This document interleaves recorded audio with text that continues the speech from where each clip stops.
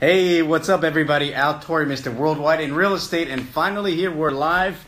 I am going to invite Brian Casella. We're going to have an awesome day here, an awesome evening with Brian Casella. We're going to talk about some powerful things. Hope you guys enjoy this stream. Please share the stream. Please share the stream. We're going to talk about powerful techniques and how to communicate, how to do things effectively where truly you can have a significant make a significant difference in the world. Here he is. Let's get on this. I'm excited. Where's Brian? Brian, BC, come on, buddy. Get on. There he is. Hey. What's up, man? Mr. Worldwide, how are you, Good, sir? dude. I'm doing great, man. Just got back. I had a listing appointment earlier, so I'm excited to be on this stream, man. It's really cool, man. I'm still in my office, so I should be once we're done here. We're gonna bring some awesome techniques to people, and I'm super excited, man. You know, one of the coolest things about you, man, is like you've made your videos early on about creating mastery for whatever you're doing, just being a master of whatever you're doing. So there's a video of you. There's a video of you, which is super cool, man. Like you're blindfolded and you're actually doing the listing presentation blindfolded. That's literally master. So it reminds me of like Karate Kid, right? Like it's just super cool when you can master. And how many people would you say really put that much effort into mastery, right? Well, I would say it's the top 1%, Al. And like we've spoken before, and we can start with this, and then I'll pass it back to you, is, you know, he, especially now in 2017 and moving forward, the one who is really able to master communication and really master it inside and out is going to have the key to everything they've ever dreamed of in this life. Yep. That's right. So one thing is I wrote down here, first thing is tonality. Should we just go right on to talk about tonality? Because please share the stream, ask any questions. We'll have a Q&A at the end, right, Brian? Q&A at the end? Absolutely, please, yeah. We'll have a short Q&A. Questions. We'll answer at least 5-6 questions at the end. One of the things I want to make sure I put out there is please share the stream. I'm going to be doing a raffle. You're not. I'll do a raffle on whoever shares the stream. So Anthony just shared the stream, so I appreciate that. So, you know, Brian, one of the first things I want to talk about is, first of all, let's go one thing first, mastery of your mindset. How do you get that? So, because how do you believe in yourself so much that you go out there and literally, you know, work on yourself for mastery, right? How do you do that? Well, that's a great question with a very deep and thorough and complicated answer, Al. You know, I always tell people, look, whatever circumstance you have in front of you, whatever goal you think you have, there has to be something greater than that, right? So I'll share my personal way of doing it is, since I was a kid, I always had the commitment to leave a legacy, right? Even when I was, 9, 10 years old, when I was dribbling a basketball, right when I started playing ball, I told myself, I'm going to be famous and I want people to remember who I am when I pass away, right? And that is pretty big, right? If you compare that even to buying a house or making $100,000 or making $500,000, your purpose, right? What is your purpose? There has to be something greater, because from that point, you reverse engineer all the actions and what you have to do to get there, right? So from the outside, right, somebody looking at a kid or even an adult and saying, okay, this adult wants to be famous. Is it safe to say, Al, that the road to becoming famous, like world famous, versus, hey, I just want to make a little bit of money, are two completely different roads, right? Yeah. And this guy, right, who really has that bigger purpose, he's naturally going to be a lot more motivated, right? Not feel, oh, I don't want to take action. He's going to do whatever it takes, because that's like shooting from here to the stars, my friend, versus shooting from here to the top of the tree, right? And if the guy gets to the top of the tree, he's happy, but I'm going so high that I'm probably going to land in the clouds or higher. And we hear that cheesy little saying. That's really what it is, man. And that is probably the foundation to what has created my mindset, because in order for me to get to that level, I do have to become world-class at what I'm doing. I have to become world-class at communication. I have to become world-class at real estate and this and that, because for you to become famous, you have to be world-class at what you do, whether it's acting, sports, or whatever it is. So it's almost like the strong mindset is a byproduct of the purpose, if that makes sense. Yeah. And a lot of people aren't clear on this purpose. And until you become clear on what's on the other end of what you want, and it has to be big, you cannot do the process of reverse engineering back to the bottom, which is, okay, what do I have to do today to What's get to the that? one thing you got to do today, right? If you break it down to one thing, it simplifies the whole process, right? So you know, we talk about 100%. Drive and talk about all that stuff. So before we get into the meat of the conversation, which is tonality, body language, conscious versus unconscious, you know, the importance of being strong. Before we get into that, like, I want to talk about this. If somebody's not motivated, first of all, you don't have to be in sales. By the way, guys, please share the stream. Please share the stream. So you don't have to be in sales to become a powerful communicator, right? Because there's a belief that, like, oh, I'm not in sales, so I don't have to communicate. Well, let's say you're a doctor, or let's say you're an accountant. Let's say you work for a hospital. Let's say you work in retail. I mean, yeah, they're going to pay you. You're going to get paid every week regardless, but you don't have to be in sales to become a master at communicate. Thanks, Emmanuel, for sharing the stream. I appreciate it. Yeah. So it goes broader than just being in sales, right? Because sales is usually frowned upon, like in our society, right? Oh, you're so salesy, or whatever that means. I don't even know what that means, because if I'm not selling you, everybody's selling you. What's that book? Sell or Be Sold? I mean, it's so true. Yep. I mean, you're either selling or somebody's selling you, you know? And, you know, so mastery is the importance of mastering, first of all, your mindset, and then mastering communication, right? So how do you get good and great and master, you know, tonality? Where do you start? Like, let me see if I ask this question better. So let me give you a bit of my story. When I started to call expireds or for sale by owners, when I started to call these clients, I actually was stumbling upon my words. I didn't know what to say. So for somebody, Rick Avila, thank you so much for sharing the stream. But look, you know what? I actually knew that if I was listening to my old recordings recently, and I sound like a robot, right? And it's so funny, because I don't think you can go from the words to tonality. You got to learn what to say before you can learn how to say it.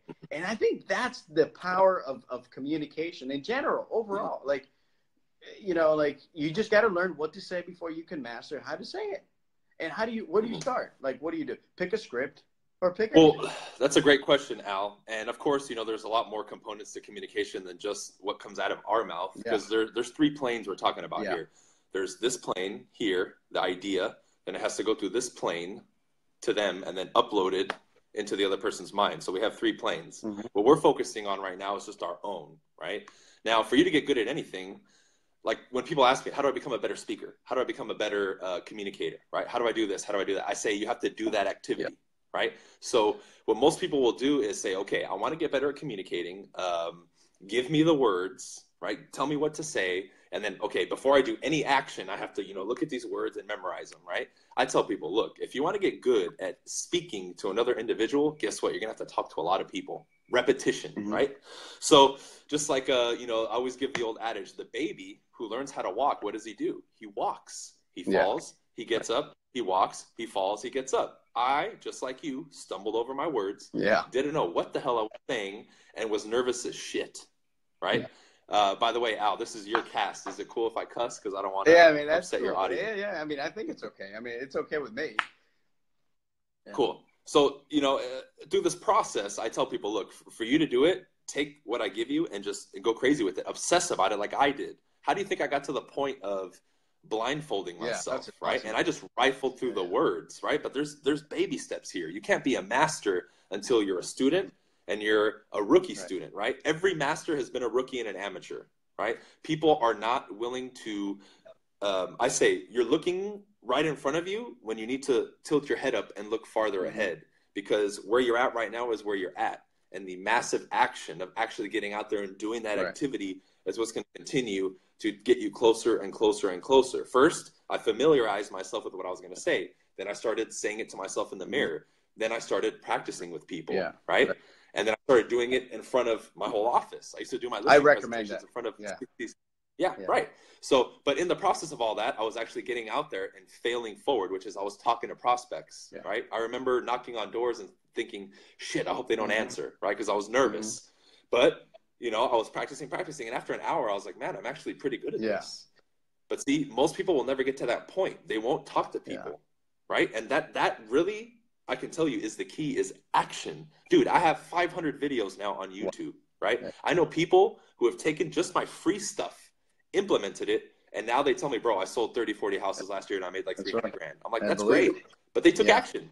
I have also, on the flip side, I have people who've been following me for 3 or 4 years now who haven't done shit. And they're in the same position because they don't take action. So is it that they don't believe that they can do it and they think you have like human powers that they don't have? That's part of it, man. I truly believe that people don't have the vision. And number two, for you, for me, or anybody to really get to that level, you have to see yourself being successful, man. I can give you all the tools in the world, but if your mind doesn't make the connection, like for example, I'm a car nut, right? I'm literally in the process right now of getting the Lamborghini. I have to already have imagined myself owning it, driving it, and going to shows with it, and literally it being a part of my life before I get it. Same thing with my income. Same thing with everything else, is when people gave me, or this is what I tell people, I was shown the light and I was told, hey, dude, if you work hard, you can have this.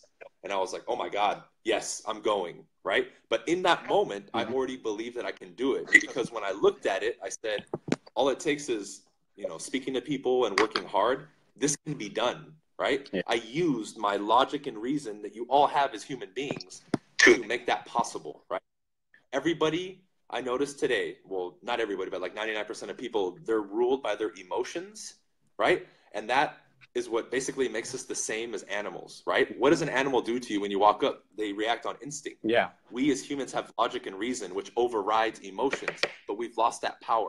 But when you regain that power is when you can actually move forward. And that's all I've done as a human being. And that's why I saw somebody write, I'm superhuman. Technically I am, because of some of the things that I've been able to rewire in my mind, but technically I'm not superhuman. I've just figured some stuff out and rewired my head a little bit to be able to move forward, because that's the number one question I get, Al. Dude, how do you stay fired? How do you stay going forward every day? Right?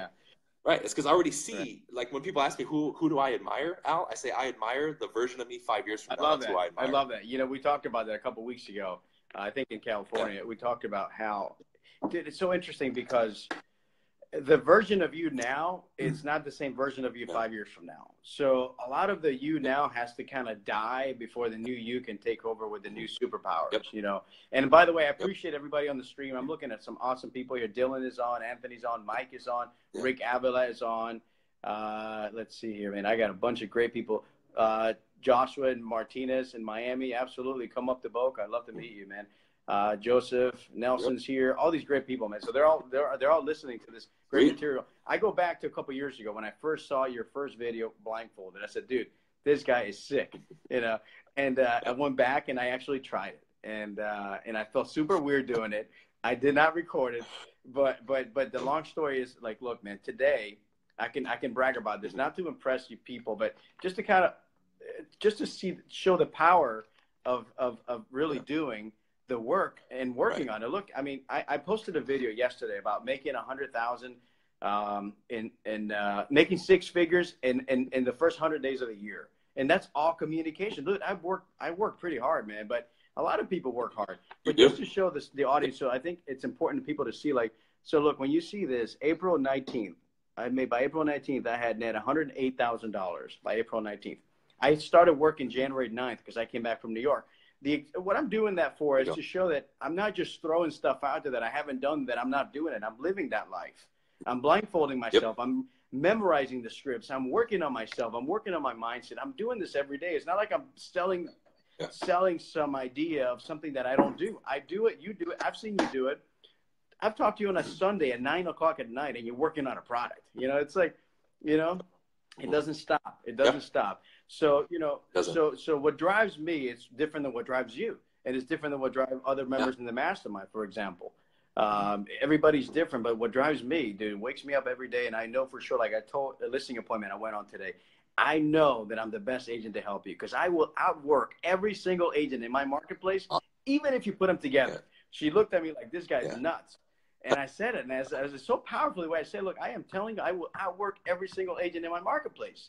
And you can look it up. And Awesome. so the truth is, tonality when you deliver a message is important, right? And so are the words, right? How about body language? You know, Brian, let's talk a little bit about body language. Like, what's your experience when? Because I noticed one thing about you, and when we were together a couple of weeks ago, you observe a lot of people when they're doing stuff. You're observing them, and I do the same. That's why I notice you do it. And one thing is, if you spot somebody doing something, it's because you got it, and you could mold yourself to be. And that's what I spot in you, is because I do the same thing. And it's really, a lot of it is body language, right? So whether the lady is Starbucks or whatever, you don't drink coffee either, but like whatever, at a store, somebody's doing something, some movement. How do you master body language to communicate effectively? Or what do you start? Like, where do you start?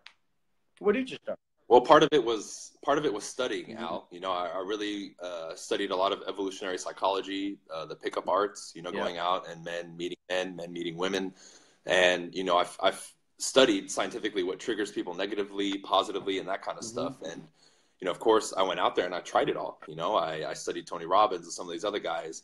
And for example, you know, something basic that I tell people, Al, if you were standing there and I walk straight up to you, shoulder to shoulder, face to face, that immediately triggers a negative emotion in you because I'm in your personal space. Now, if I swivel and get shoulder to shoulder with you and turn my head and talk to you, there's zero negative emotion there. You feel comfortable, right? And I tested that in front of you guys. So it's a matter of practice and implementation and study. But I would say probably 80% of it is me studying. 80% is me actually going out and doing it. Right? Practice and observation, and then 20% is study, right? So it's been a trial and error, right? What I do, and I can impart this on everybody, is I take things in bite-sized chunks and master it.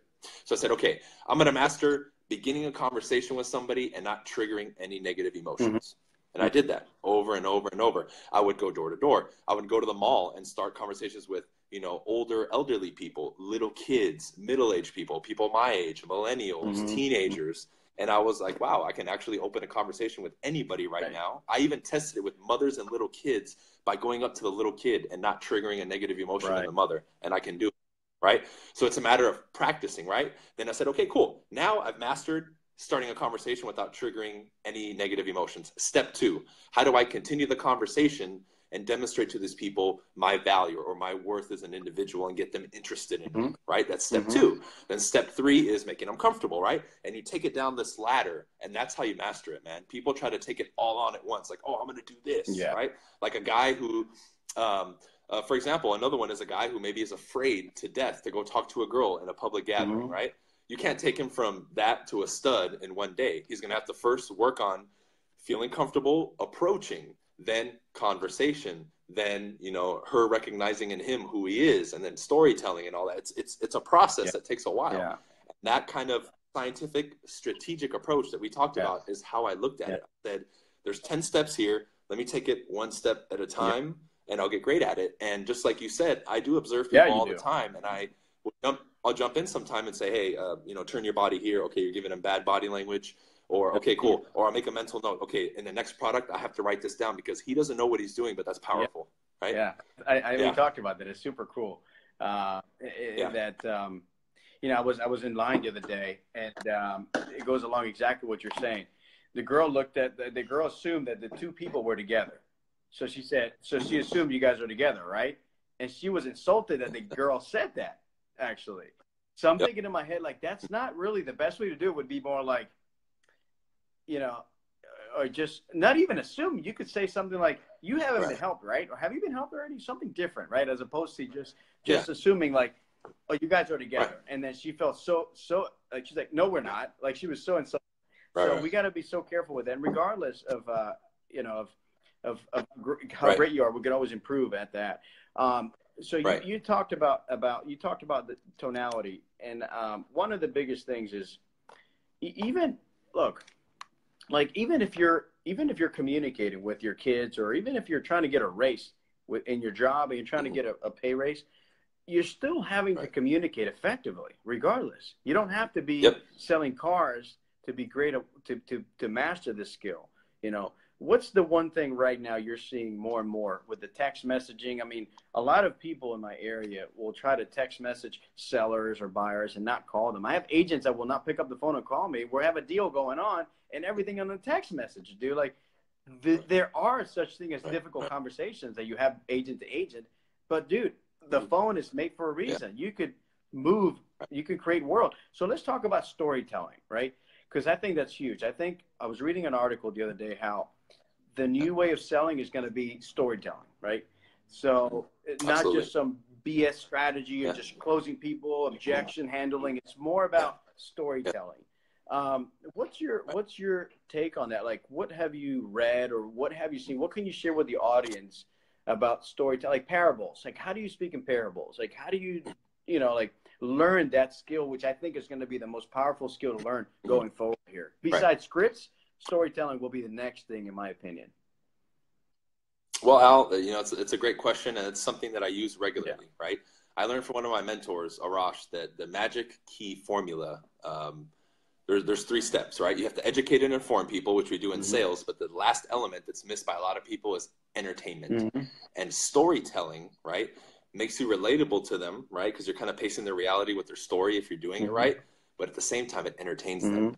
A story, compared to just you spitting out facts, is 100 times more entertaining, right? And that's what keeps people hooked. The biggest mistake I see people in general and in life make, whether it's a regular person-to-person conversation or a sales situation, is they lose the person's attention and they're not hooked to what they're saying, right? So your ability to make your point while telling a story not only makes it more real to the person, but it also sprinkles on that element of entertainment. And that's something that with my YouTube and my social media, I'm doing very well, right? And I love that you said that it looks like it's going to switch to that, because in my mind, it already has. And that's something that really has separated me is my ability to tell, even if it's just a quick little story that's entertaining yet informative and educational at the same time to the client or the person, is really what makes you more magnetic.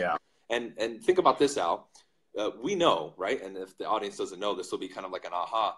When we're going up against 3 or 4 or 5 other agents for a listing appointment, it's not necessarily the guy who sells the most who's going to get the listing. It's the guy, because I always say, and this is true, people will never remember what you said.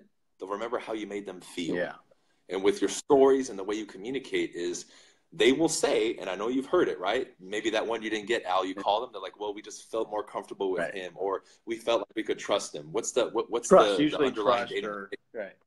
Right. But see, that's a feeling. That's an emotional draw they have to that person that is then justified logically, right? And how is that created? Most of the time through storytelling and all that, right? And a lot of it, like when we discuss tonality, a lot of it is unconscious, man. It's not conscious, right? That's why I kind of laugh when the old school trainers still teach you to like drop the $5 bill on the ground and then give it to them and say, oh, I found a $5 bill. Oh, you golf too? So do I. I think I made a video about this today because, people focus too much on the words and the surface conscious stuff when the most important stuff is unconscious, right? Like your tonality, when to pause. So people are hanging on your words, right? When to smile and bring up your tone, when to drop it. Those are the skills that I teach that people still fight me on. They're like, I don't care about that. I just want the words. I'm like, dude, it doesn't fucking matter what you say. It's all about your There you go. You just did, right? Right. Now, compare that to, it's not what you say, Al. It's all about the delivery. There you go. Perfect. Two I love what completely you, different. This is perfect. That's a perfect example of what we just talked about. And and I was talking to somebody the other day about how to leave a voicemail on a seller's voicemail, how to leave the proper voicemail that gets you a call back. And I was going back, and I have a set of 6 voicemails, Brian, that I could probably share with the audience. These voicemails get me a call back every single time. Look, it's like on the money every time. So I was listening to my voicemails this weekend, okay? And that's awesome. And guess what, man? All I picked up on my voicemails was that my tonality was just right. Like I must have delivered a gazillion voicemails, and finally I got it right. So the 6 voicemails that I use that are super, super powerful, if you're interested in them, just send me an email. I'll send them to you. I tell you what, man, it has to do with the tonality and voicemail. Yeah. Super cool. So awesome. So yeah, man. So storytelling, the importance of storytelling, right? So yesterday I went and I took a for sale by owner. I took a new listing yesterday, Brian, just to share with you exactly what you said. The guy that came right before me the seller was very impressed, and she showed me the Right. folder. This guy is so young. He's got his own brokerage firm. He sells 50,000 homes a day. And this guy is incredible, right? And Yeah. but I just like you, Al. Listen, I'm going out of town. I trust you. I just like you. I've met you twice, and I just think you're just, since I met you on the phone. Look, I mean, I'm not a sleazy guy. Maybe she picks up on it, then I'm not. So I don't know, but she liked me more than the other guy. We're a reasonable guy, right? Reasonable guy, right? So that's a great movie. It's an inside joke from that movie, The Wolf of Wall Street, with Jordan Belfort. That's cool, man. So anyway, so let's go back, stay on the curriculum here. So I wrote down some notes here. Let me see here. I put down here. Yeah. Okay. So can you give us some insight on, by the way, guys, share the stream. I have a bunch of questions here, man, but I don't know if you want to jump on these questions right now. You want to wait a little bit here on these questions? Some of them are deep, and yeah, let's do at least 5 or 10 more minutes of back and forth, and then we'll hit the some Q&A. of these are So let me ask you this, Brian. Like, what kind of knowledge or wisdom can you impart on the audience about conscious and unconscious? What's the right question? Conscious and unconscious directions, like cues, cool. Right? Like one of the guys, one of my mentors that I follow tremendously, he's the master of NLP, right? And we talked about Ericksonian. We talked about that earlier before we got on the call, and all these things that are looked upon as being bad and manipulative, but really the marketing, the media is manipulating each one of us 100%, with the beautiful girls holding the cigarette 20, 30 years ago, or you know, the Budweiser commercial. That's marketing at its finest, manipulating.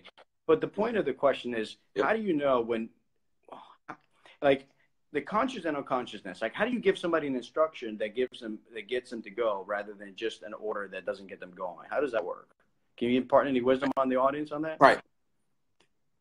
Yeah, for example, I mean, there's so many things we can talk about regarding this, Al. Like, you know, when we think about conscious, we're thinking about probably the words that we say and stuff like that, right? And something unconscious, right? Like, for example, if I was to give you what's called an NLP, an embedded command, hire me, right? If I pepper my presentation 10 or 20 minutes, I throw 5 or 6, well, Al, when you hire me, I'm going to take care of this for you. And I keep throwing it in there. That's conscious, right, with the words, but there's an underlying unconscious tone to it, right? When I say hire me, I'm pointing to myself. Right now I'm anchoring, right? There's so much deeper you can go with unconscious, and it gets people to feel what you're saying emotionally. Words, I always tell people, if you can pack your words and you have the right phrases and tonality and all that, what you're doing now is you're packaging your conscious dialogue with unconscious punches in it, right? I tell people, it's like you're going to the castle, right? And you have one person there occupying the guards, and through the back end, you have the guy scaling the walls and going over and going into the king's chambers and getting it, right? So what you're doing is your words are occupying the conscious mind, and they're like, oh yeah, but unconsciously with these commands and all these other things that are not really taught well, especially in most trainings, that's when you're really hitting them. And at the end, when you ask them to sign, it just, I mean, I'm sure you've seen it too. They're just like, well, yeah, okay, right? There's no no logical reaction to it, right? I even see people sometimes, Al, their words are kind of like no, but like their body and their expression is saying yes. And they're like, okay, you know, and it's like, it's funny because I know, right. And then here's where the conflict comes in, is you're told, and then it's pushed on you that it's unethical, right? Oh no, you shouldn't be persuading and manipulating people, Al. The media is a master at that. Now, here's the thing. When we talk about unconscious and conscious persuasion, right? Persuasion, manipulation, influence, whatever you want to call it, right?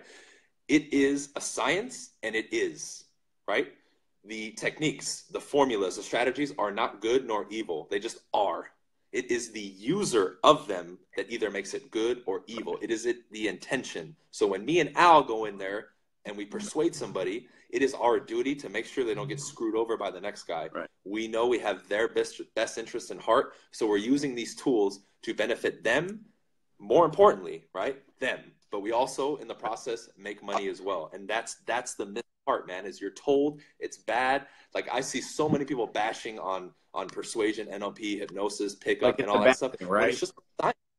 Right. It's just a science, right? Yeah. So now if I take that science and I do evil with it, that's one thing, but it's not the science that's evil. It's me. It's just like a gun. Al, does a gun kill people on its own? No. Right. A crazy dude grabs a gun and shoots somebody in the face. Right. The gun itself is not evil. It's just a tool. And that's what these things are. So if you're somebody out there who's not even a business person, but you want to live a better life, I would definitely get on the bandwagon and master your communication skills, because like I said in the beginning, that is the key, my friends, to the life and everything you've ever wanted. Where I'm at now and where I'm going is 100% accredited to communication. You're a guy, right? You want to go out and be good at getting girls. What do you need to do? You need to be a phenomenal communicator, inside and out. Absolutely. You do that, right. You can get girls. Yeah. You can meet people. You can network more effectively. You can sell to your clients. You can sell to your spouse. You can sell to your kids. I mean, we talk about that all the time, Al, how one technique you use with your kids gets them to sleep or to comply, right? And your intention is good. Your intention is not bad. It's absolutely good, right? But, yeah. So this is really something that's been covered with a blanket, but let me take that blanket off and show you guys that this communication thing is the key to life, mastering it, and having everything you've ever wanted. Yeah, you hit it right on the head, man. Like doing these, you reminded me of a story when I was, my daughter wanted me to sleep with her the other day. She asked me, Daddy, can you come sleep with me? Turn the light on, this and that. And she was just not interested in falling asleep. So I looked at her and I said, wow, honey, you look really tired. You know, and I just kind of, within 30 seconds, she fell asleep. Literally 30 seconds, I was blown away. Right. And what does that tell you? Like, it's not, I'm not doing something mean or evil. I just knew that it would work.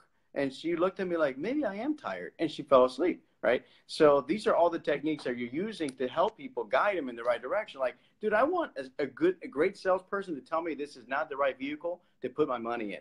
Or this is not the GTR is not the right car for me because VC has one, you know, or I need somebody to guide me in the right direction and tell me what the right thing to do is if I'm not sure about making the right decision. And, you know, one of the things I want to touch up real quick here is about making decisions fast. That's one of the things that I've realized, that very powerful people make decisions fast. And I that's how I am. I do the same thing. You are the same way. Since we met, I remember we talked about this. And like, even if you make a mistake, you can recover faster if you just make a decision. That's one of the things I teach my kids. Like, just decide. Don't decide now if you want to go in or don't go into the store. Just go or don't go. Just go. Just do it, right? So how do you get that muscle strengthened so that you become better at making better decisions? Because I think with time, you become better at making decisions when you make them faster, right? It doesn't mean be reckless, but it means obviously to make decisions faster and fail forward. I think you said something like that earlier that helps you. So all of these things. What's the one book that you've read that has made the most impact? And that people ask me that question all the time. What's the one book I need to read next? Well, dude, it depends. You know, right now I'm reading books that are tactical. I'm reading books about certain things that I'm learning. I was up to like 11:45 last night reading a book on tactics or something that I'm working on Facebook or whatever. But you know what? When do you stop and read a book about mindset? What's the best book you've ever read on communication? You've recommended that book to me, actually. Yeah. Well, there's been two books, Al, that I would recommend to people that really opened my eyes, and they were by Tony Robbins. It was Awaken the Giant Within and Personal Power. Right. Yeah, those really were specific and general enough at the same time to really open my eyes to possibilities and shift your perspective, because that's really all it is, dude. And to really you asked the question. What was that question you just asked before you asked me that? There was another question you just asked I was about to answer. Oh, dude, let's see. Let me look at my notes. Oh, yeah. Decisions. How to make decisions quick. Fast. Yeah. Two things I'm going to say, right? Two things. Number one is by hanging on a decision, guys, this is a mindset shift for you. Other decisions are going through the back door and you're not even realizing that you're missing them when you hang on that one decision. Right? It's happened to me. And found out later that because I didn't decide on this, I missed another opportunity, right? Number two, Al said it in what he said. He said it's a muscle, just like everything else in your mind. You have to begin to train it. Make small decisions quickly and you can build on it. For example, I guarantee you, most of you watching this or later have trouble deciding what you're going to eat when you go to a restaurant. If that is something you have trouble with, how can you make a strong business decision that has your whole life at stake? Right? I go somewhere, I make a decision quick. It started with what I want to eat, what time I'm going to wake up, how quickly, okay, right when I wake up, I'm going to make my bed. Boom, decision done. Yeah. Boom. It starts with those little things and you build on it. And now it's like the snowball and it gets bigger. Now, when you decide what car to buy, Yeah. I can walk in and out of a dealership if there's a car that I want in 30 minutes. Right. You buy it. Right? But it's been built to that point. And that's what people miss is it's a muscle, just like your mindset. Was I born super confident and was Al? No, it's been a process that has been continuous. And we are not, I don't ever consider myself a master at anything because I feel like when you label it that, you're telling your own subconscious mind that you can't get better. You're not thinking big enough. I'm reaching to my potential and I don't think I'll ever get there, but let's see if we can, right? That's kind of my mindset about it. Yeah, exactly. 100%. Let's keep evolving. One of the books that I've read that was the most powerful book was actually Unleash the Giant Within, right? Tony Robbins. Another great book was NLP, The New Power of Technology or something like that. I can post a link on the group later. Another thing is, Brian, like we talk about this all the time. Let's say you want to get better at reading faster. Let me just throw this out there for people because people say, "Oh, I'm not a reader." Like, are there courses you can make a decision fast to take to learn to teach you how to read faster? Or I mean, look, I've had to spend a lot of money to invest in myself to get better at what I do, right? And one of the things that I've been working on is tactics, and that's one of them. As you do, maybe I'm reading one book a week. I want to read 2 a week, right? So I want to read faster. So I'm working on that. So what I'm saying is there anything you want to recommend to the audience that could be helpful? And I'm going to share a story right after that. Tell me Well, 2 things. Number one, everybody who has made it big in anything has invested in themselves for sure. I mean, I spent probably 40, 50 grand last year just investing in seminars, books, trainings to get better at where I'm at. But is it a surprise that you've seen me grow the way I've grown? I've practically either doubled or nearly doubled my income every year the last 4 years, right? Number 2 is what questions are you asking yourself, right? For example, Al said that the typical person would say, "Oh, I'm not good at reading," or "I need to read quicker." The better question is I acknowledge what I am. And the question is, how can I get better at this now? That's the better question, because then now your mind is going to be looking for the answer. Oh, Al has a typing course. Let me buy it. Boom. I'm ready. Sitting there wallowing in your own problems, switch that question and watch what happens. So I just wrote that down on my notes, asking better questions, right? It comes down to asking better questions to yourself, like asking better questions to yourself. So it's really comes down to making decisions fast and asking better questions. That's how I live my life today. Like I went to a seminar the other day and dude, this guy was selling this perfect product, exactly what I needed to buy. And most people would be like, why would you even buy that thing at a seminar? Guess what? I bought that thing 30 days later. I got a result from it right away. So I made a decision. I committed to it. Look, man, even if it was the wrong $2,000 to spend, it was actually it was 1997. I love that number.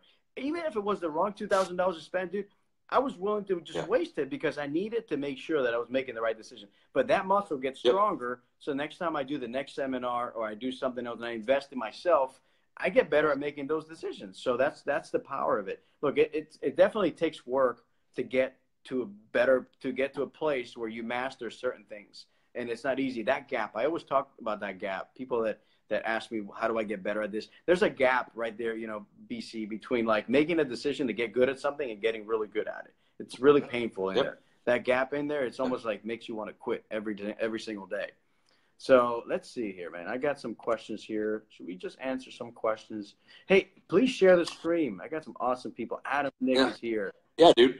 Ugo. While you're looking for the questions, Al, I love that you brought that up, and I can relate that to when I was still playing basketball and I had my basketball career, because when I first picked up a basketball, I was terrible. But when I look back now, was the journey worth it? Absolutely, because even now I haven't played organized basketball professionally in probably 6 years now, and I could still get on the court with probably 99.5% of the world and destroy them. The only people who are going to probably beat me are NBA players and maybe the highest level players in Europe. Anybody else I can cream, or at the very minimum, play with at a high level, right? But that process of not being able to dribble through my legs, it didn't stop me from learning, because the goal at the end of it, right? For example, I get into real estate. I knew that mastering communication, getting good at it, getting good at the scripts, getting confident and all that was going to lead me to having success in it. but not just having success in it. The other end of that success is the life that I want. This goes back to the purpose, what we were talking about in the beginning. Purpose, right. This is the stepping stone and the tool to get me to where I want to go. So my options are two. I quit and I'm average like everybody else, which I refuse, or I commit, go through the obstacles and make it, knowing that in the process, 90 to 95% of people will quit. That was in the back of my mind.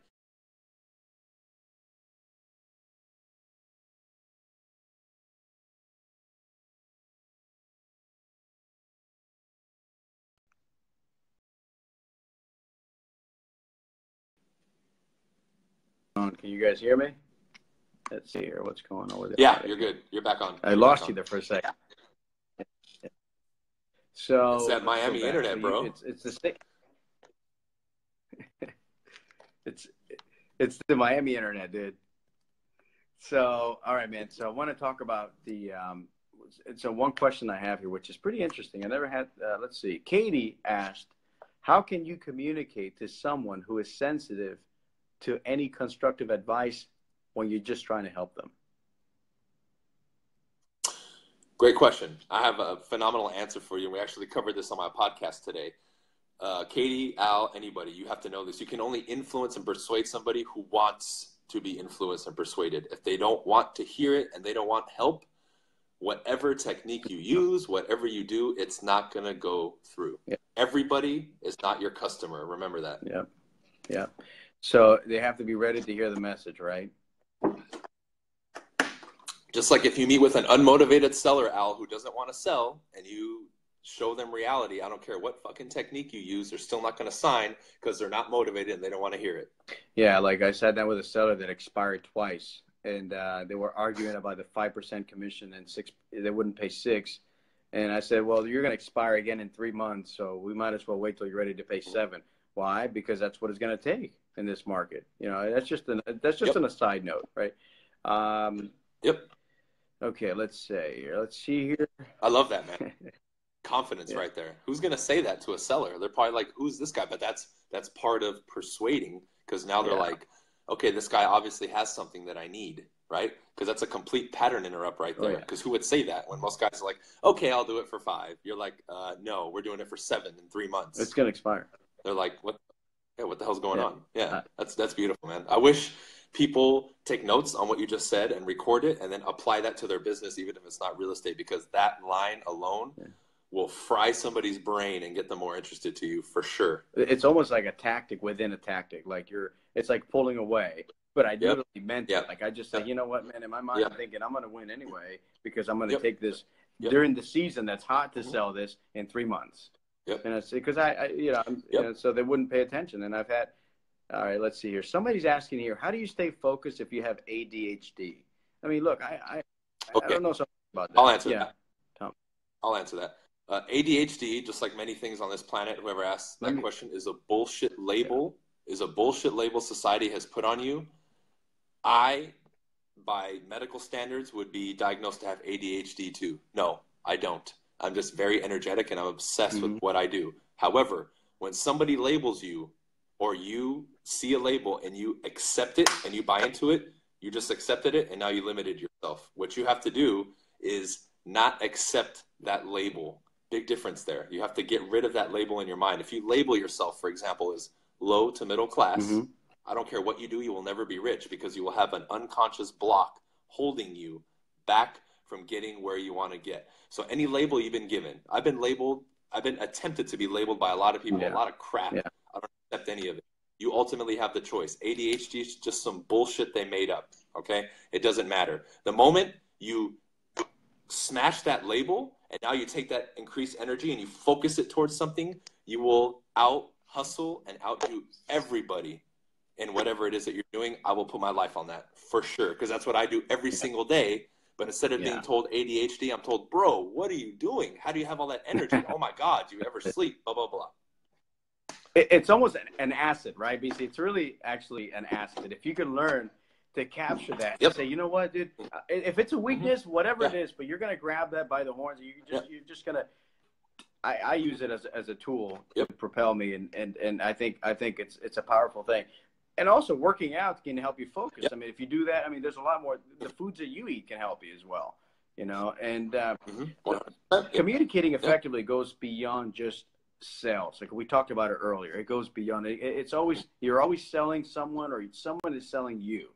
And if there's one thing I could share with everyone here is, it takes practice to build the muscle to communicate effectively, and there's always room for improvement. Let's see here. Any questions here? There's so many other questions here. Let's see. Let's see. How about recording yourself? Huge Brian? shout out to who's on. Who was on? Yeah, big shout out to, look, we can go. Oh, Colton is on. Look at this. Colton Lindsay is on. Jordan is on. Nick Marulis is on. Jonathan Murder, Adam, Nick, Tamika, Dylan, Rick, Emerson, Chat, Emerson Molina, great friend of mine. You want to follow that guy. Let's see. Emmy. Let's see. Dude, there's a lot of there's a great audience here, man. So one of the things Awesome. today, I went door knocking today, Brian, and I'm going to give you this credit. You're going to appreciate this. I door knocked. Today I had made a commitment to hit 30 contacts, or I was going to pay for Dylan's coaching for the month. Okay. Which is a good chunk of money. Okay.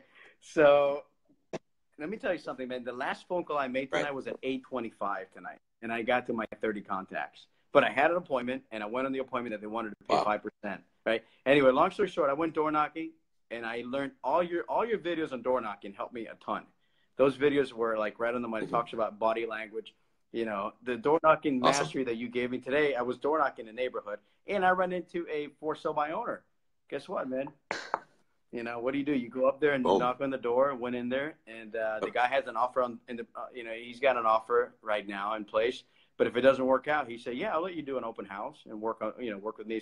So how do you get over that fear of communicating with strangers? Because, like, look, I don't tell my daughters not to talk to strangers. I think we're like conditioned not to talk to strangers, because it's like, it really is something that can create. I mean, I know a lot of people probably wouldn't agree with me saying that to my daughters or my kids. Like, hey, listen, my kids will get in front of anyone and make friends right away, because I teach them not to be afraid to talk to strangers. Literally, to just be confident in what you got to say, and if you got to tell somebody to quit or stop, you got to snap your fingers. You got to do it, but just be okay with that. So how do you get over that fear? Because people ask me, dude, how do you go door knocking? First of all, your product, door knocking, helped me a ton, man.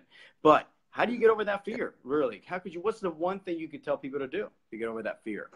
Well, it's funny that you mentioned, like, even kids, before they're told that, will engage conversation with anybody without a problem. So it's part of our social conditioning growing up, that we're told to sit there and be a good little boy, and, oh my God, don't talk to strangers and this and that. But part of the strategy that I tell people is, you have to really tap into being a child again, right? Your imagination, your fearlessness, that kind of stuff. But at the end of the day, man, I always tell people, right? Whatever it is for you, Al, whatever it is for me, if what's on the other side of that fear is so sincere, and it's coming from your soul, I tell people, then the fear is going to be so small that it really isn't going to paralyze you. Like, I made the connection, man. If I just knock on these doors, I'm scared for sure. The emotion, for anybody watching, the emotion will never go away. That's what makes you human, right? It's your response to it that determines who you're going to be, right? So number one is that realization alone that, hey, this is just a triggered response in my body, right? I have control of this. I can acknowledge it and then move forward, right? That's one level of awareness. Number two is, dude, I made the connection right away, man. Money, financial freedom, the cars that I want, the lifestyle, this, that. All I have to do is knock on these doors. I don't care if I'm scared, man. I don't care if they have a gun in my head. I'm going to go knock on the door. It's a fear. And then when you do it, even if the outcome isn't good, you're like, wow, that wasn't as bad as I thought. How many times have you heard that, Al? When someone's like, you know what, Al, I finally made a call. It wasn't as bad as I thought. Yeah. Right? So with me, it's a combination of understanding that you do have control and that it's just a triggered emotional response. And number two is I'm like, dude, if what you're telling me, like, let's say we got on the phone, Al, and you tell me you're scared, and you're telling me, dude, I want to provide for my family. I want my kids to grow up and, have money and whatever it is that you tell me, I would just look at you and say, dude, do you really want that? Because if you did, how are you going to let fear stop you from granting that life for your kids, or, getting out of that, crappy apartment that you're in, or whatever it is? Because you're telling me now that you want X, Y, Z. If it's really that important to you, you're not going to knock on the door because you're scared. It's crazy. It's crazy. It blows my mind. It blows my mind. So it's not really important to you, right? So So that's what I tell people. I'm like, if that's the case, if fear is stopping you, then the reason behind it is you're just full of shit. Like Right. you're using that fear as a response. And I tell people, I give the whole metaphor that my goals and what I want is the bridge, and then the fear is the water running underneath it. The key word is it's underneath it, Mm-hmm. right? So it's like I just walk over it. It's not a big deal, It, right? But what we do is now, when people are scared, they're going to get in this dialogue talking about the mm-hmm. fear. Fuck that. Don't Right. waste your time talking about it. Just Right. get into action, Right. man. If I have somebody who's talking and they're scared and they're with me door knocking, I literally push them to the door and I knock on the door and Put I them in the walk away a spot. little Right. bit and I make, Right. yeah, exactly. Yeah. Exactly. Because when they do that, every single time it's been, wow, that actually was pretty fun. Or, wow, it wasn't as bad as I thought. Oh my God, people are nice. And then all of a sudden they're so motivated. They're like, oh my God, I'm going to knock on every door. So it really, right? I think you described it once about, I think that fear goes back, I don't know, man, thousands of years ago when we were in I don't know, man, in the wild, and we thought that the lions were going to come and eat us. Because I have never, look, to this day, man, I haven't had a gun pulled out on me door knocking. I mean, I haven't. All right. So, but you know what I'm saying? Like, it won't be a wolf coming out of that door, crushing me. I've ran into really interesting people that I would probably not door knock again. All right. Like today, I had one today. I was like, wow, this is wild. But man, that's really not the norm. Right. So I think the fear, what's the one thing is, for me personally, time fuels the fear. So this morning, perfect example. I had difficult phone call to make with the seller because we're having an issue with this property, and difficult phone call. 7:55 in the morning, I was on the phone with the seller. It was the most difficult phone call of my day. Guess what, man? I'm going to get it over with.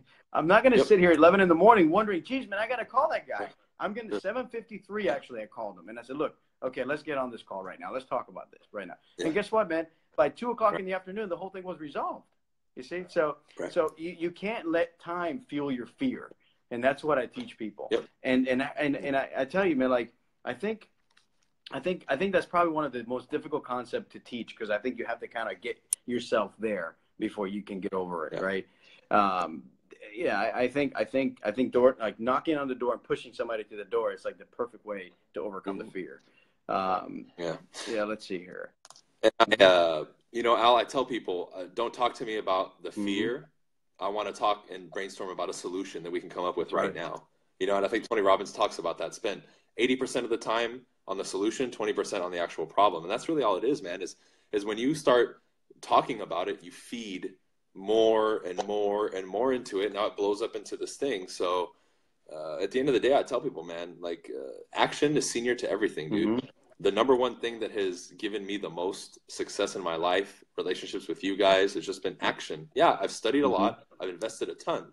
But I could give somebody all my products, and if they never apply anything that I teach them, they're not going to get anywhere, right? It's the guy who learns one thing, takes massive action, has success, learns something else, takes massive action. That's the guy who I want on my team and who's going to win. Dude, your products have actually changed my business 100%. Because I'm an actions dude. I just need to know exactly what to do. And your products have always been strategies. And that's why I was so excited to get you on the video today, because I think more than ever right now, Brian, 2017 is the most important. I think even more than ever, speaking and communicating properly is more important than ever. I think we either get great at it, or 3, 4, 5 years from now with this texting and social media, I think you're going to lose some of the great skills that you have from speaking in front of a crowd. And I think your products have definitely catapulted my skills for sure. Whether it's door knocking, whether it's persuasion, whether it's the tactic tongue that you offer, these products are very short, right? The videos are short, and tactic is just right on point. And I've been to the Tony Robbins events. I've been to I walked on the coals. I've done all of that, and it's been it's changed my way of thinking. But the tactics that I've learned from you and from other books I've read, it's putting them to action that have changed. So talk to me a little bit about that. Why is it so important to be a strong communicator now more than ever in 2017? We got a great crowd here. Before you answer that, BC, man, let me just give a quick shout out to people. I got Evan Solicito here, Adam Lancaster. Evan is a great dude. You want to follow him. Jason Hobbs. Colton says, here's what Colton says. Colton Lindsay says, who cares of what's holding me back? Let's talk about what's launching me forward. Very true. Right? So Boom. price reduction script. Okay, we can email that to you. I get comfortable being uncomfortable. Absolutely, Jason. Absolutely, Jason. Right on the money, man. I am so comfortable being uncomfortable. I think I'm uncomfortable most of the day, by the way. All right. Seriously. Let's see here. Seriously. Dude, I mean, I went door knocking today. I went on a listing appointment at 5:15. I took a listing yesterday for $700. Dude, it's tough. Nice. Yeah, you know, even if you're LeBron James, I always tell myself this. It doesn't matter what you do. At some point, someday you're going to wake up and not want to do it, right? So talk to me a little bit about that before we forget. So why is it so important today, Brian, to be a strong communicator? Well, number one, let's say for the people who are business people on here, you know, whether you text, email, blog, Facebook, Instagram, you know, Snapchat, at one point or another, you're either going to be in person meeting the prospective client, or you're going to be pitching them over the phone, depending on what industry you're in, if you're in sales. So your ability to communicate is going to determine whether they sign or buy the product with you or not. So to the degree that you can communicate effectively, to that same degree, you're going to be compensated, right? Mm-hmm. Because through communication, right, mm-hmm. is how you demonstrate value to them, what you can do to them, the benefits of your product and service, so forth and so forth. And like I told you from the beginning, 3 channels, 1, 2, and then into their head. If you can't effectively do that, instead of selling 10 a day, you're going to sell 1 or 2 a day. Because when you look at the breakdown of people that you're going to pitch, probably 10 or 20% are just ready to go. Mm-hmm. And a big chunk, probably 50-60% of them are going to require a little bit of what we call verbal jujitsu, which is the communication, right, persuasion, and influence, mm-hmm. right? So and I always tell people that work with me, there's always going to be a chunk of the market that will be granted and given to the fabulous and excellent communicator, because they're only up for grabs to that people. Secondly, outside of business, your quality of life, right? Because it's not just about what you say to other people, it's your self-talk. Yeah. Since I've developed communication, my self-talk has gone from shit to incredible, like incredible. And that's part of the reason people admire me for my confidence, my certainty, my energy levels, my focus. All of that is the self-talk. Because when I talk to myself now, if you guys were, dude, I guarantee you, if I was to be able to encapsulate what I say and like put it as a live stream on YouTube or iTunes, The Matrix, people would be like, oh, yeah, they would be like, no wonder this guy's a stud, right, man. Like, look at the way he talks to himself. The average person's self-talk, if they advertised it, people would be like, oh my God, how is that person alive right now? Yeah. Right? That's probably one of the biggest things, man. And if that self-talk isn't handled, Al, and I'm sure you can relate, yeah, you're never going to be able to operate at a high level ever. Or you'll operate like at a level 6 or 7 instead of a 10. And we know what kind of difference that 6 to 10 can make for sure. Dude, I'm so glad that you said that. It's like right on the money. I had my mentor, Michelle. She's the one that got me on the path a few years ago. She said to me, look, forget feelings. Forget your feelings. Just do it anyway. Yep. And I was like, what are you talking about? Mm-hmm. Just don't even try to understand what I'm telling you. Just listen to me. Forget your feelings. Just do it. Everything. Just do it. Like, forget your feelings. And as soon as I started overriding that, and it was kind of weird because I was telling my daughter the other day, I was like, honey, you don't have any feelings. She's like, I don't have any feelings, you know.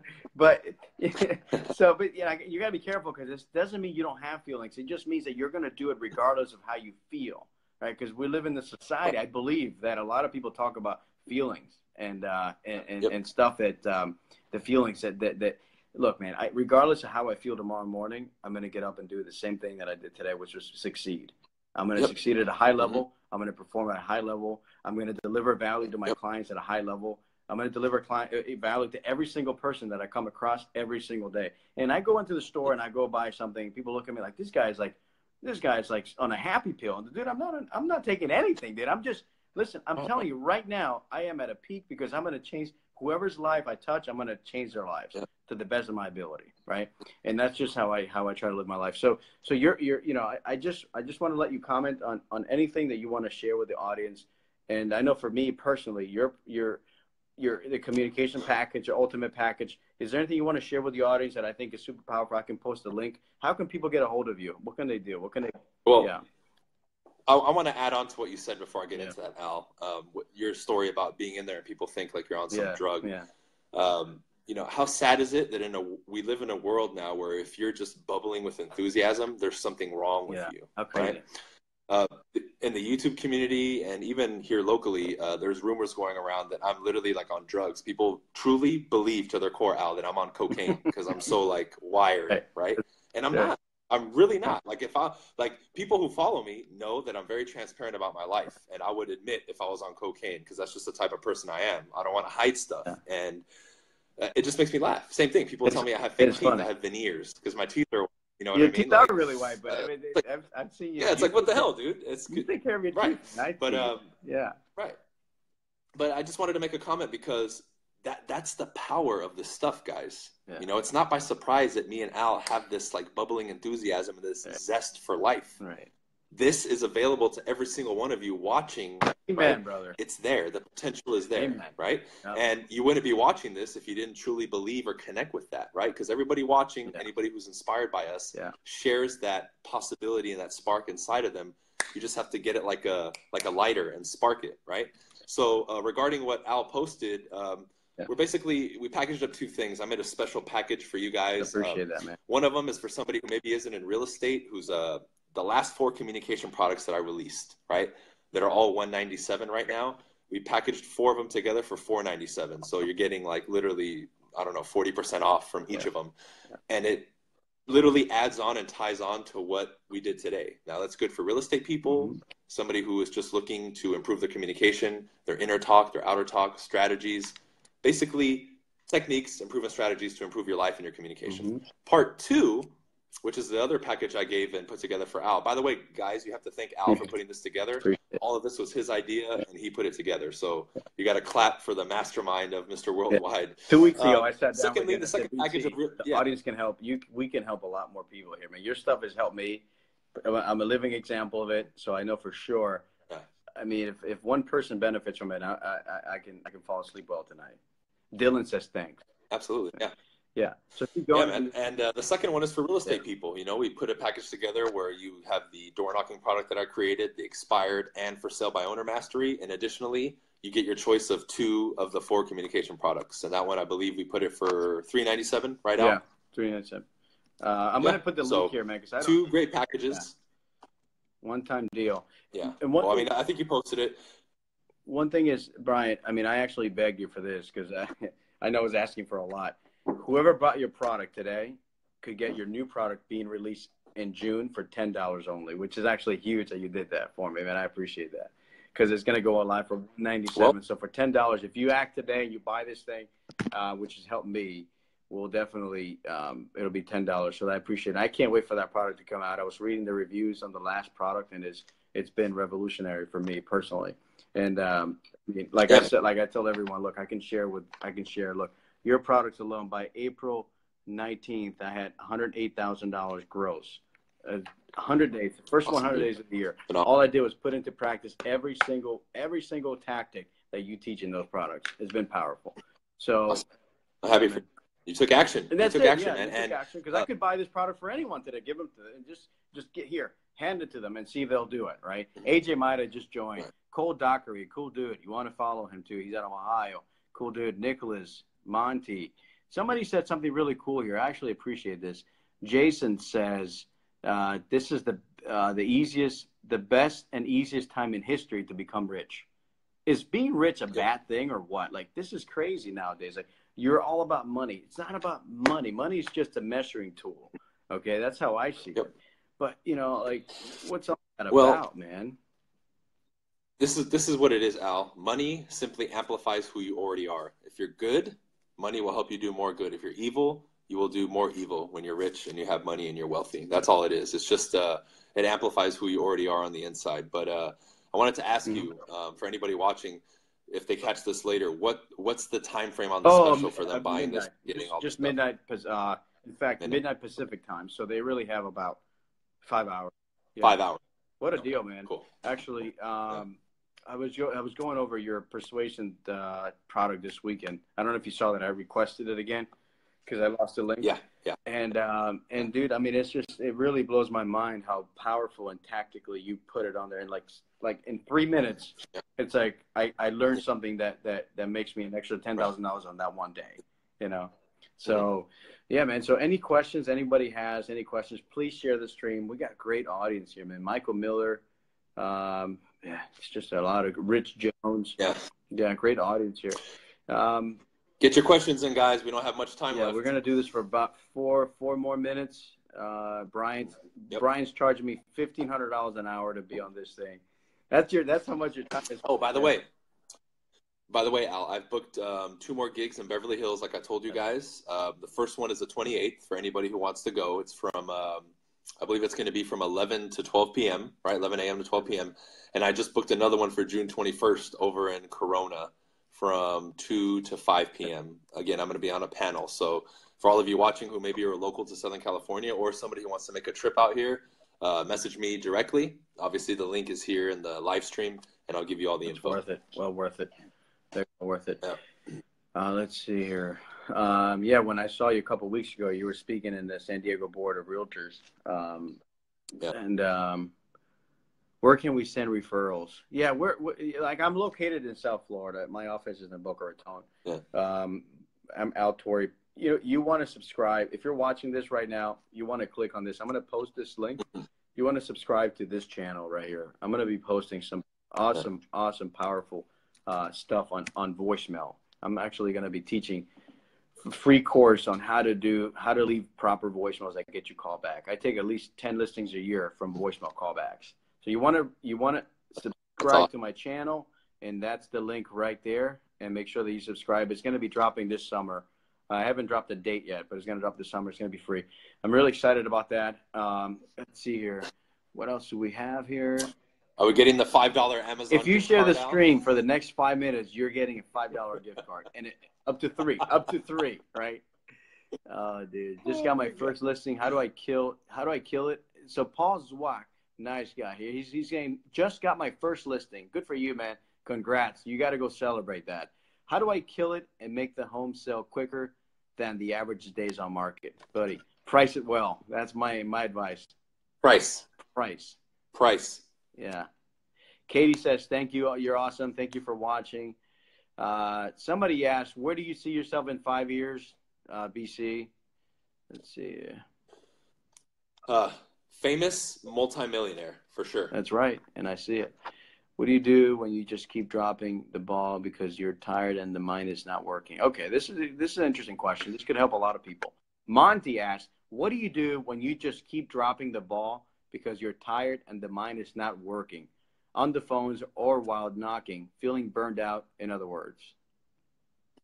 Well, I can touch on it first, and I'll pass it to you, Al. Monty, I know you've been following me for a while, man, and I know you're doing your thing. Brother, you have to reconnect with your purpose. Yep. There's a reason why you get up and do these things, man. And when you reconnect to that purpose, that big why, and I don't know what it is for you, man. When you reconnect to that, it gives you a surge. Here, I'll share something with you. I'm still journaling and visualizing and looking at, the next year, 2 years, and 5 years every single day, at least twice a day. Mm-hmm. So I know exactly why I'm waking up when I wake up and doing every single task. I know exactly where I'm going. I know exactly what I have to do every single day. And when you can reconnect to that purpose, man, and connect it back to where you're at right now, it's like when they do the thing when somebody dies and they get the little defibrillator or whatever it's called, and they recharge them. That's what you're going to feel, because that's how I have my what seems like never-ending enthusiasm and drive, is because that purpose is crystal clear in my mind. The moment it becomes foggy or out of sight, it's like somebody walking on a path and suddenly the path is gone. They're like, oh my God, where do I go? Shit, right? It's the same kind of thing. You have to constantly reconnect to that purpose and have it close to your heart, or else you're going to feel like your emotions can get the best of you, and you're going to have what has seemed like a justifiable excuse to not go because you don't feel like it, or I'm having some struggles right now. You hit it right on the head. We talked about it briefly a minute ago. I just override my feelings, to be completely blunt with you guys. I literally just I haven't mastered it, but I'm very, very good at overriding my feelings and just doing what I got to do, whether it's painful and it sucks. I just override it and I just do it anyway. Like I was telling my daughters the other day, I said, honey, you're tired. What do you do when you're tired? She said, we just keep going, Daddy. We just keep going. And I teach them that every day. I tell them, so what do you do when you're tired? What do you do when you don't feel like doing it? You just do it anyway. What do you feel when you're tired? You just keep doing it. So because you know what, the more Monty said, great answer, good for you, buddy. You know, man, like the more you override that feeling and you just do it anyway, the easier it gets. It's a muscle. Everything. Look, the brain is just meat. Isn't the brain just meat and it's plastic? You can literally mold it into whatever. A dog is just a dog, and a dog can never be a cat, right? The human being could be anything that they literally put tactic strategy to accomplish, you know. So somebody's asking, what is your biggest fear? Paul asked, what is your biggest fear? Okay, Al and Brian. This is what we'll do, Al. This will be the last question we take, and if you want, we could even do just like a free continuation of this for people who still have questions and stuff. So we can, leave it to be announced, but we'll do another one like this for 30, 45 minutes just to get some more questions. But let me do it. My biggest fear would be to get to the end of my life, Paul, and say to myself, man, I didn't give it all that I had, right? That's why every single day, man, I have to be constantly pushing in real estate, YouTube, production, products, online, my reputation, reading, bettering my skills, so that when I lay my head to rest, I have a smile on my face saying, dude, I gave it every fucking thing I had until I took my last breath. And that to me would be my biggest fear, right? So that, in a sense, instead of being kind of crippled by it, I keep going. Yeah. Great answer, dude. You know, I think personally for me, my biggest fear is not keeping my word. Like if I said today I'm going to do 30 contacts, not keeping my word, I'm so afraid of that, because I think that could be the trickle to everything else going bad. Like, because I think my brain will get used to that, and then I would just fall off real quickly. Like for me to stay on the track, like a train has to stay on the track somehow. For me to stay on the track, I have to honor what I say, regardless, to myself or to you or to someone else. I have to honor it, because the more I don't do that, I fear that I would become a complete mess. Like I lose my connection with my higher power, with God. If I do that, I would lose complete connection with my grounded, like myself. If that makes any sense, you understand what I'm saying? Basically, keeping my word, 100%. Honoring what I say. Yeah. And how you do anything, Al, is how you do everything. Bottom line. So great, man. So we answered all these questions. Now what I'm going to do is post the link here. I'm actually going to make sure that I fill out the link. I already got the 2 products that I needed today, but I'm actually going to post a link so you send me the new one. When is the next product released, Brian? June 1st. So 2 weeks. We'll take count of whoever buys the packages. I'll make sure to, when the product's done a couple days before June 1st release, I'll send it to them for the $10. So here's the link. Make sure you follow me on YouTube, and I'm going to post a link here. You only have till midnight Pacific time to buy the product and get the new product for $10. In fact, you know what, Brian? Whoever buys the product, I will pay for the $10 for their product for the new when you drop the product. I will do that. Just because I mean, whoever takes action and makes a decision says a lot about themselves. So I appreciate people that take action, and that's what I've done. I just dropped $2,000 the other day on a product that I needed to learn on the tactical stuff I'm doing on Facebook. Dude, that was expensive. For me. It's like, look, my return has been 3 times that. So whoever makes the decision today, I will pay the $10 for sure. Okay. So thank you guys. Beautiful. I appreciate you guys. Don't forget to subscribe to my channel. You want to share, comment and share, and definitely tag a friend. If you tag a friend and they comment on it, you get a nice $5 gift card. Okay. So, I have like a stack of Amazon gift cards, man. I have a stack of them. There we go. But that's awesome. I give one to Nick. Works. So Katie says, thank you. Have a great night. Thank you guys for watching. Jason said awesome stuff. I love it. It was great. I got a lot of information out of it. Brian, where can they find you before we hang up? Yeah, just at Brian Casella. It's all my handles for Instagram, Snapchat, Twitter, YouTube, Facebook, everything. At Brian Casella. Okay. You can find me at Al Torre or Al Mr. Worldwide, and I am located in South Florida. So thanks so much, Brian. I appreciate you being on this thing today. I know I took an hour and 15 minutes, actually an hour and a half, because I talked to you 15 minutes before going on this. Right. All right, cool, man. All right, God bless everybody. Love it, brother. Good to see you, man. We'll talk soon. Yeah.